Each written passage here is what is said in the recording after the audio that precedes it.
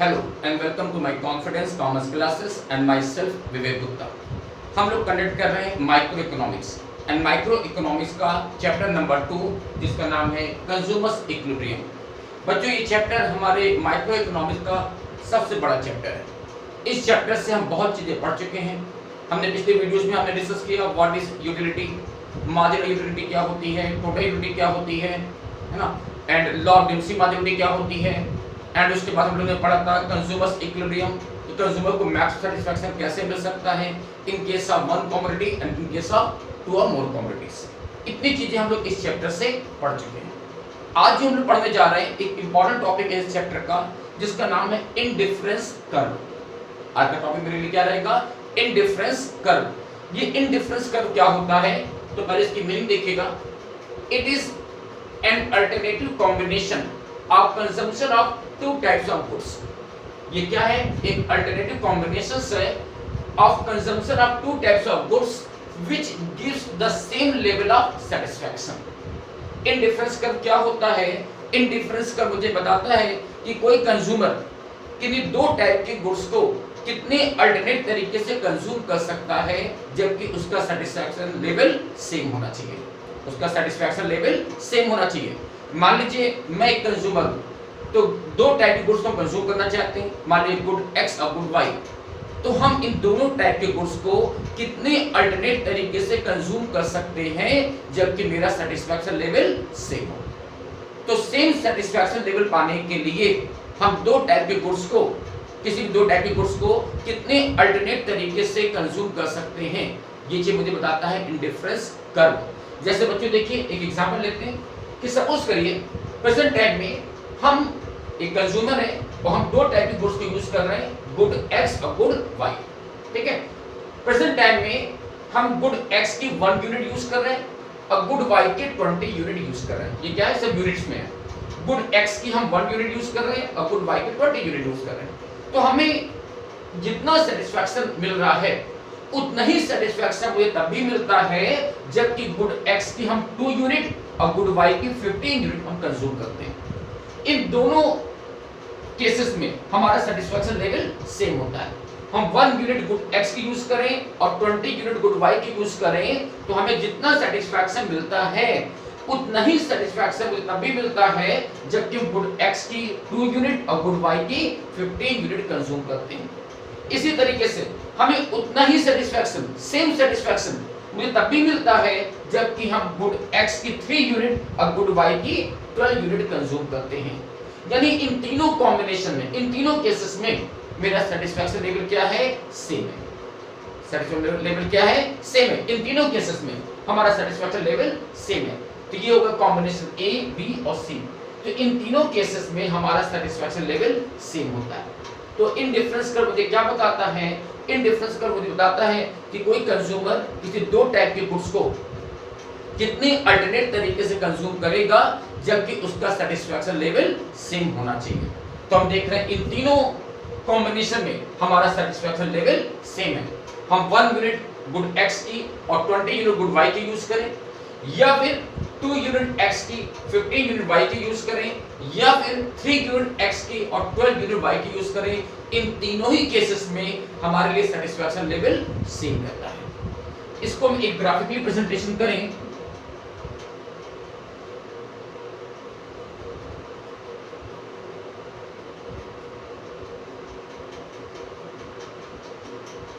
तो देखिए नीचे एक्स एक्सिस को शो कर रहे हैं गुड एक्स, ये क्या हमारा गुड एक्स, और वाई एक्सिस शो कर रहे हैं गुड वाई, गुड वाई। तो देखिए सबसे पहले हम गुड एक्स की 1 यूनिट यूज कर रहे थे और गुड वाई की 20 यूनिट यूज कर रहे थे। तो एक्स की 1 यूनिट और वाई की 20 यूनिट हम कंज्यूम कर रहे हैं।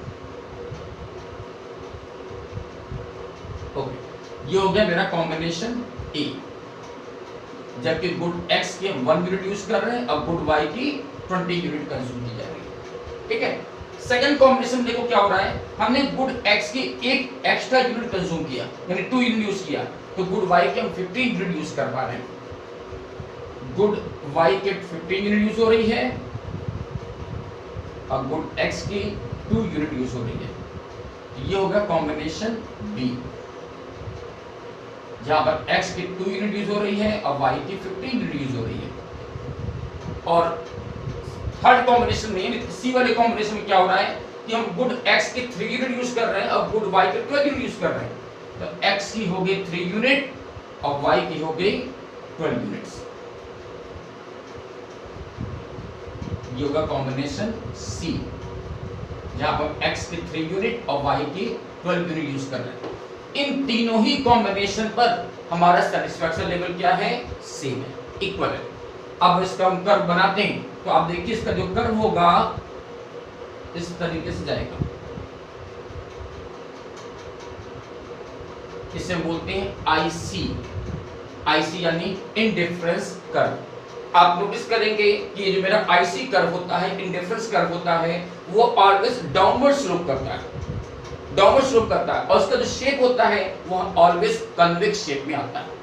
इसका जो शेप होता है वो हमेशा कन्वेक्स शेप में आता है।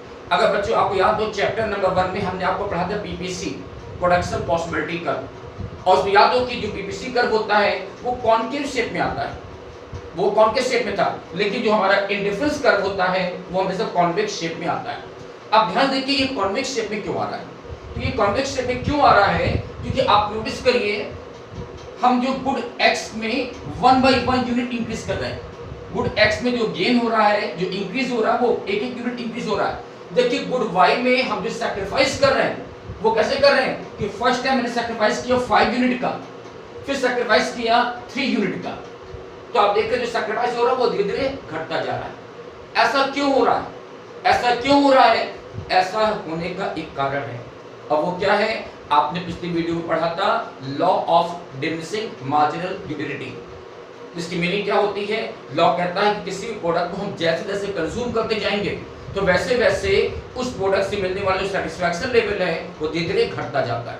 तो जरा सोचना बच्चों, जब मैं गुड x की 1 यूनिट यूज कर रहा हूं और गुड y की 20 यूनिट यूज कर रहा हूं, तो जब मैं गुड x की एक्स्ट्रा यूनिट यूज करना चाहूंगा तो मुझे क्या गुड y को सैक्रिफाइस करना पड़ेगा। क्यों? क्योंकि हमको सेटिस्फैक्शन लेवल सेम करना होता है। तो सेम सेटिस्फैक्शन लेवल पाने के लिए गुड x में हमने यूनिट बढ़ाया और गुड y के यूनिट कंजम्पशन घटा दिया।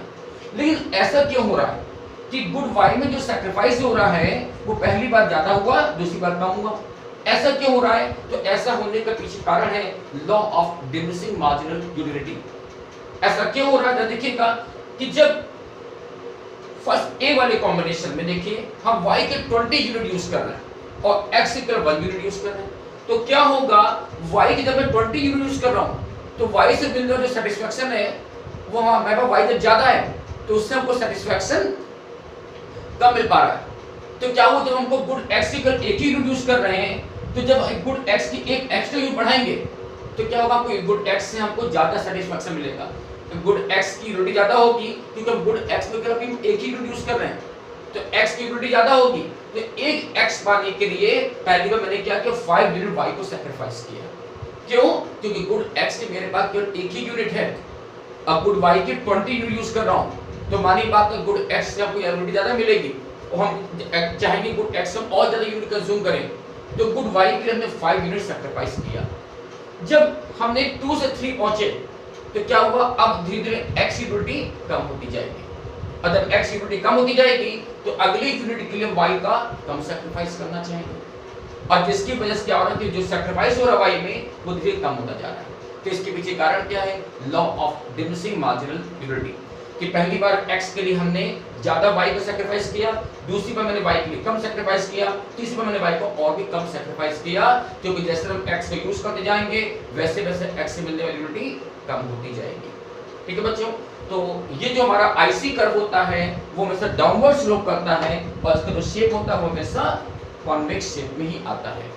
देखिए इसकी एक मीनिंग में से और भी लिखी मैंने, in other words it is a curve which represents, ये कर्व होता है which represents about the alternative combination of consumption of two goods which give the same level of satisfaction। यानी कि इंडिफरेंस कर्व में मेन बात क्या होती है कि हमारा सेटिस्फैक्शन लेवल हम सेम रखना चाहते हैं, सेटिस्फैक्शन लेवल हम सेम रखना चाहते हैं। तो हम ये चाहते हैं कि दो टाइप के गुड्स को कितने अल्टरनेट तरीके से कंज्यूम करें जिससे कि हर एक कॉम्बिनेशन पर हमको सेम लेवल का सेटिस्फैक्शन मिले। तो आप देख रहे हो इस डायग्राम में हमें जो कॉम्बिनेशन बन रहा है, कॉम्बिनेशन ए, कॉम्बिनेशन बी और कॉम्बिनेशन सी, इन तीनों ही पॉइंट पर हमारा सेटिस्फैक्शन लेवल क्या है, सेम है। हम कह सकते हैं कि जितना सेटिस्फैक्शन मुझे कॉम्बिनेशन ए में मिल रहा है, एग्जैक्टली उतना ही सेटिस्फैक्शन हमको कॉम्बिनेशन बी में मिल रहा है, और एग्जैक्टली उतना ही सेटिस्फैक्शन मुझे सी में भी मिल रहा है। तो जितना सेटिस्फैक्शन मुझे ए कॉम्बिनेशन में मिल रहा है, उतना ही सेटिस्फैक्शन बी पेपर में भी है, और उतना ही सेटिस्फैक्शन पॉइंट नंबर सी में भी है। तो इन तीनों पॉइंट पर मेरा सेटिस्फैक्शन लेवल सेम है। तो ये है हमारा इंडिफरेंस कर्व की मीनिंग। इंडिफरेंस कर्व क्या होता है? इंडिफरेंस कर्व एक ऐसा कर्व होता है जो मुझे बताता है कि कोई कंज्यूमर किन्हीं दो टाइप के गुड्स को कितने अल्टरनेट तरीके से कंज्यूम करे जबकि उसका सेटिस्फैक्शन लेवल सेम होना चाहिए। ठीक है बच्चों, ये था हमारा इंडिफरेंस कर्व। अब देखते हैं इंडिफरेंस कर्व की प्रॉपर्टी, कि इंडिफरेंस कर्व की प्रॉपर्टी क्या होती है। देखिए